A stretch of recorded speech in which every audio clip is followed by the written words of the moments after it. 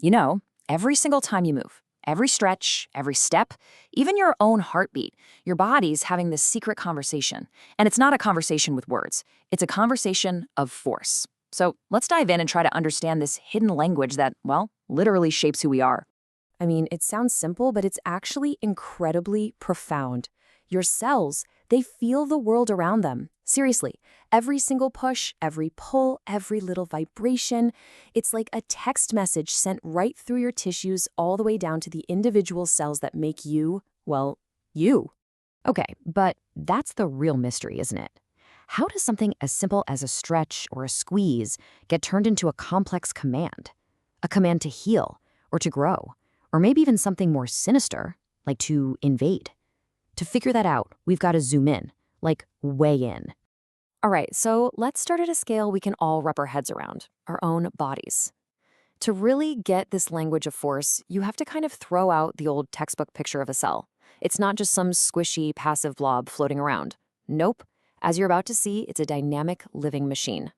Yeah, for the longest time, the old view was just that. A cell is basically a little bag of goo. But the modern view, it's completely different.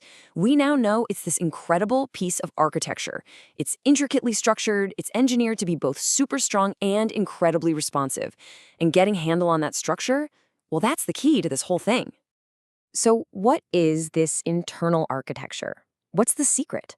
Well, it's all governed by this one brilliant and actually surprisingly simple principle. It's a principle that lets a cell be totally stable one moment and then ready to spring into action the next. And that principle is called tensegrity. It's a cool word, right? It's short for tensional integrity. The best way to think about it is like a suspension bridge. You've got these huge, solid towers being squeezed by compression, but they're holding up this whole web of cables that are constantly being pulled under tension.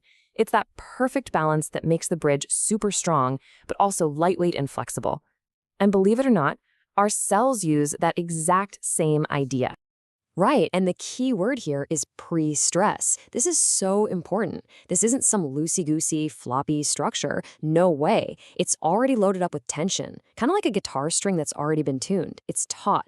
And that pre-stress is what gives the cell its shape, and, this is the crucial part, it's what makes it instantly responsive to even the tiniest little nudge. Okay, so here's the breakdown of how it works inside a cell. You've got these stiff little rods called microtubules. Think of them as the compression struts, the towers of our bridge. And they're held in place in this perfect balance by a whole web of tension cables called microfilaments. Because this entire network is connected and it's pre-stressed, a little push on one side of the cell is felt almost instantly all the way on the other side.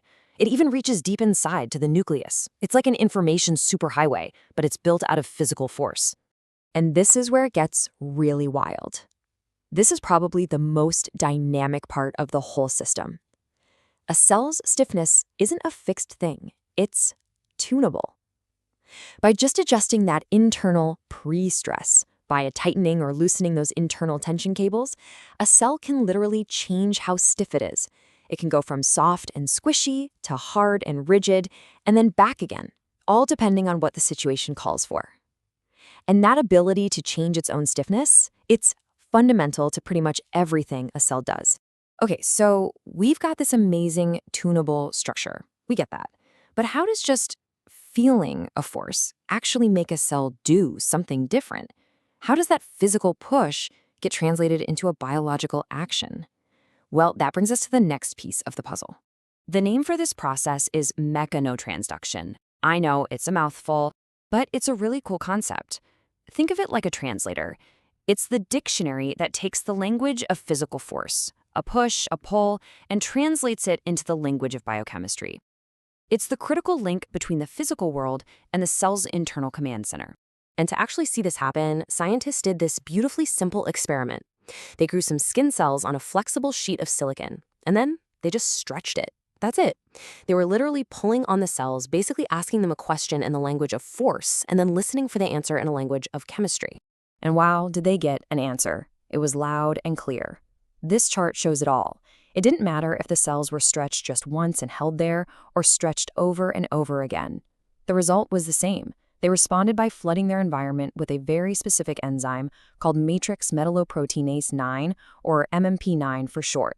The takeaway is huge. A physical force directly caused a chemical release. End of story. So what the heck is this MMP9? Well, think of it and its whole family, the MMPs, as molecular scissors. That's their job. They go around and snip apart the stuff outside the cells, the scaffolding, the matrix that holds all our tissues together.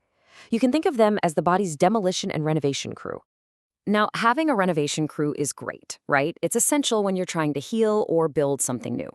But you can probably imagine what happens if that crew starts tearing stuff down when they're not supposed to. And that brings us to the really profound consequences of this whole remodeling process. And this is really the two-sided coin of these MMPs. On one hand, these molecular scissors are absolutely vital for all the good stuff, the constructive roles you see here, things like healing a cut or building strong bones. But when that same process goes haywire, when the renovation crew goes rogue and starts demolishing things at the wrong place or the wrong time, that's when you get the destructive stuff, things like arthritis or even helping cancer spread. Okay, let's zoom all the way back out for a second. We started with a simple stretch. We dove into the cell's internal tensegrity architecture. We saw how that led to the release of these molecular scissors that can either heal us or hurt us. So, what does it all mean? What's the big takeaway from all this?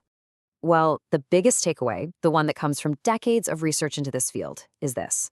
Physical forces are just as important in controlling our bodies as chemicals and genes are. For so long, we've been obsessed with DNA and chemical reactions, and we kind of miss this other fundamental controller of our biology, simple physical force. You could almost think of it as a third pillar of life, one that's shaping us every single second. And that leaves us with a pretty mind-blowing final thought. Your cells, right now, are listening to this language of force. So what if we could learn to speak it? I mean, really speak it. Could we use targeted physical therapies to literally tell ourselves how to heal better? Could we fight diseases like cancer by just telling a cell to change its stiffness, to relax its grip? We are just at the beginning of understanding this incredible conversation happening inside of us, but learning its language, wow, that could truly open up a whole new frontier in medicine.